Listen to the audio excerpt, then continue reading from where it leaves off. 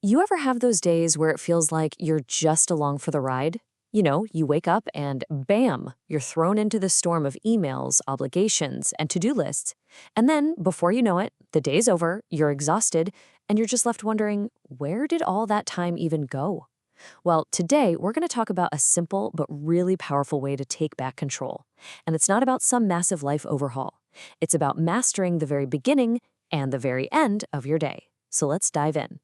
And this quote right here from Robin Sharma, this is really the heart of everything we're talking about today. Living a life of intention isn't some big secret for a chosen few. It's a choice. It's about deciding right now that you are going to be the architect of your days, not just a passenger getting carried along. And the tools we're about to explore, well, those are the blueprints for that design. So I've got to ask you again, does your day control you? I mean, really think about it.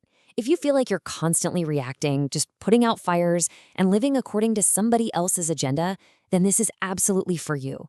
We're going to break down this method called the Daily Bookends. It's a super practical way to start your day on purpose and end it with a little bit of wisdom, creating a life that is truly lived by design. All right, let's start with that first bookend, the morning. You see, how you begin your day has this incredible ripple effect on the quality of every single moment that follows. It's not just about getting out of bed, it's about waking up with a sense of purpose. This is where we prime ourselves for success. And that brings us to this core idea, the Platinum 30. I want you to think of these first 30 minutes as the most valuable real estate of your entire day. Before the world starts screaming for your attention, before the notifications and the emails start flooding in, you invest this time purely in yourself. And look, this is not a luxury. This is a non-negotiable.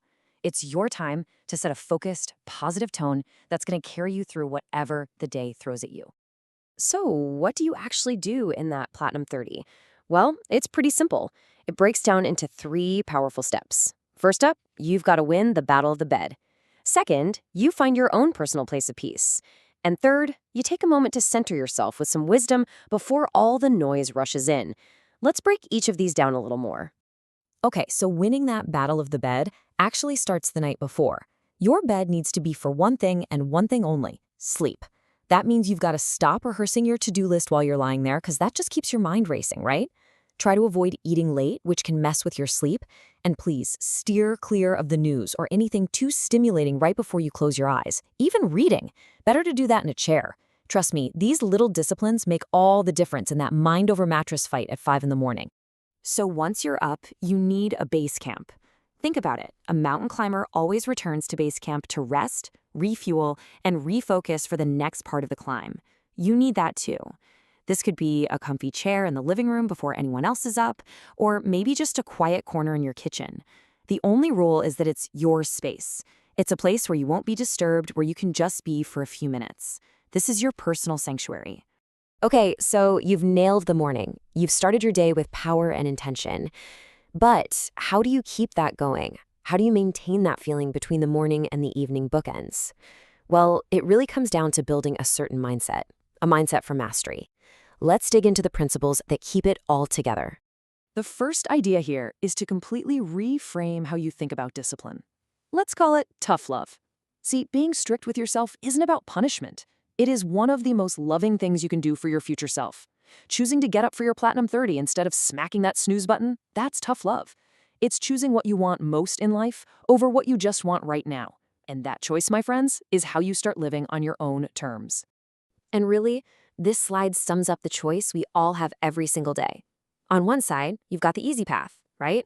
Sleeping in, mindlessly scrolling through your phone, just reacting to whatever comes your way. And on the other side, you've got the loving choice. The choice to rise early, to do some deep thinking, and to act on your priorities first. So, which path are you going to choose tomorrow morning? A massive part of living with intention is focus. And this quote, it's just such a powerful reminder. Effectiveness isn't about cramming more stuff into your day. It's about doing what truly matters. To really live a life by design, you've got to get ruthless, absolutely ruthless, about cutting out the things that don't serve your biggest goals. And this is where learning to say no becomes your superpower. Seriously, it's not about being rude, it's not about being selfish, it's an act of self-preservation. Every single time you say no to something that isn't essential, you're saying a huge yes to your peace, to your priorities, and to your own energy. What's just one thing you could gracefully say no to this week? But what about all that anxiety that pops up during the day? I mean, it happens. Well, here's a brilliant little trick. Schedule a worry break. I'm serious. Set aside a 30-minute window every day just to worry your heart out. If a worry pops into your head outside of that time, just jot it down and tell yourself, I'll deal with you later. This helps you compartmentalize the anxiety so it doesn't take over your entire day. And that brings us to the second bookend, which is just as important as the first. The evening isn't meant for just collapsing on the couch and zoning out. It's a vital time for reflection, for decompressing, and for harvesting a little bit of wisdom. This is how we make sure that no matter what happened today, we ended a little bit wiser than when we started. Now, the key tool for your evening reflection is a journal.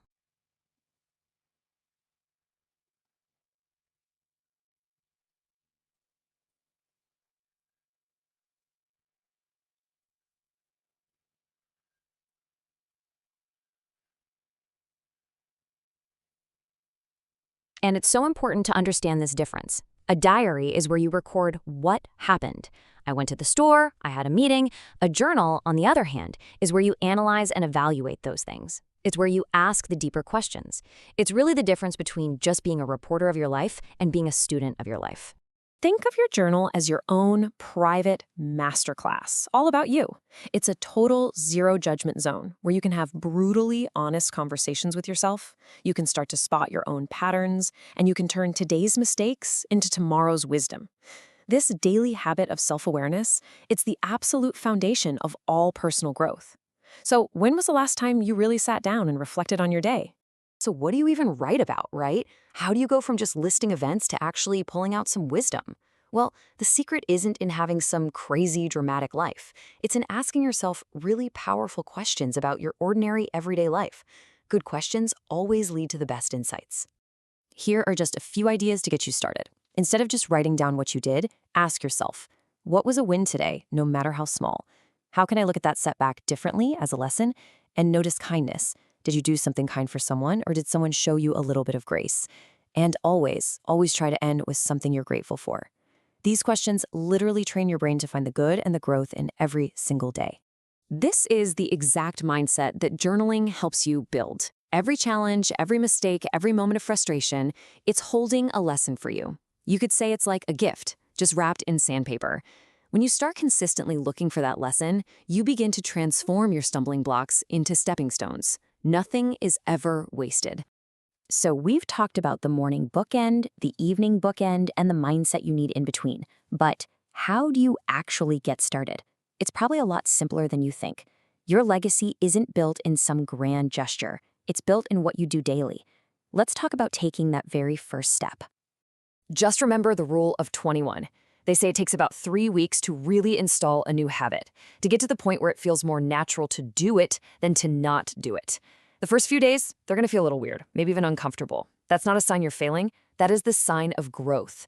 So be patient with yourself, keep going, because breaking through that initial resistance is where all the magic happens. Because ultimately, a truly great life isn't built on these huge, heroic moments. It's built in the small, consistent things you do every day. Waking up a little earlier, journaling for 10 minutes, choosing discipline over what's easy. These are the bricks that build a life filled with meaning. You have to remember, the little things are the big things. And to help you get clear on the person you're trying to become, try this little exercise. If you could have anyone as a neighbor, and I mean anyone, living or dead, who would be in your ideal neighborhood? A philosopher? An athlete? An artist you admire? A family member? Just listing them out helps you get really clear on the qualities you admire and want to cultivate in yourself. So, who's moving in? And finally, I want to leave you with maybe the most important question of all. Who will cry when you die? That one question can shift your entire perspective, away from the little tasks of the day and toward the ultimate impact of your life. And it's not about being famous. It's about making a difference in the lives of the people you touch. When you live by design, with intention and reflection, you're not just getting things done. You are building a legacy that matters. You're building a life worth living.